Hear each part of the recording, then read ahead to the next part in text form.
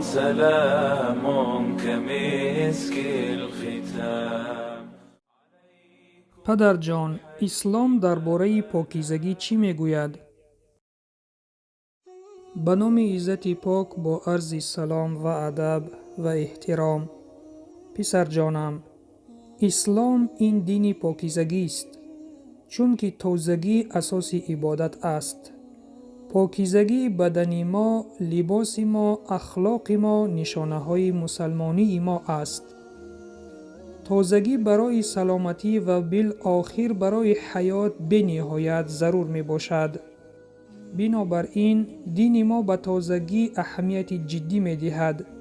در قرآن کریم گفته شده است: لباس خود را تازه نگاه دار. این شهادت گفته های بالا می باشد و پیامبر صلی الله علیه و سلم نیز گفته اند: پاکیزگی نصف عبادت است.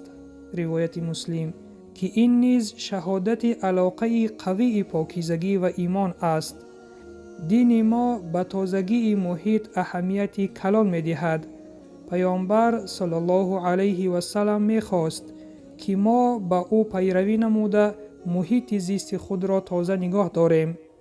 او کسانی را که جای استقامت خود را و دیگران را تازه نگاه داشته، ناپاکی های را که مانعی تازگی می شوند برطرف می نمودند، با خبری به بهشت جاویدان وارد گردیدنشان خوشنود می نمود. یک شخص شاخ شکسته درخت را در راه دیده و گفت: قسم به خدا من اینها را برای آن از راه می بردارم که تا به مسلمان خلل نرساند، و الله تعالی او را به بهشت جای داد. روایت بخاری و مسلم.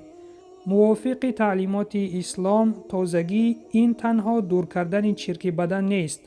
مثلا وقتی که ما سیب چرکین را از زمین گرفته می شوییم، ما خودی چرک را دور می کنیم، اما اگر این سیب دزدیده شده باشد، آن هیچگاه تازه و پاک نمی شود. این سیب حرام یعنی ناپاک می ماند. از نگاه اخلاق و آداب این سیب خوردن باب نیست. چی طوری که چرک بدن ما، لباس ما و محیط ما را افلاس می کند، گناه، سخنی بد و مناسبت بد نیز دل ما را افلاس می گرداند.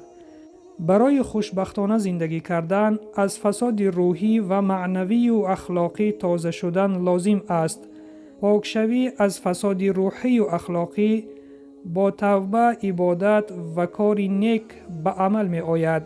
خداوند در این باره می گوید: در حقیقت الله توبه کنندگان و پاک شوندگان را دوست می دارد. سوره بقره آیه 222. بنابراین ما باید بدن، لباس خود و آنچه که ما را احاطه نموده است پاک نگاه داریم و اخلاق خود را حمیده گردانیده از سخن و عملهای بد دوری جوییم. این بود درس امروزه. منتظر درس های بعدی باشید. شکرگزاری میکنیم به هر یک شما که نوارهای ما را تماشا میکنید. نوارها را به یار دوستانتان بفرستید تا کمی باشد هم از دین خود آگاه شوند. کانال ما را دستگیری کنید، به کانال ما آبونه شوید. الان 80% تماشابینان به کانال ما آبونه نشده اند.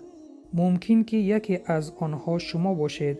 کانال ما بهترین کانال برای شما و عائله شماست.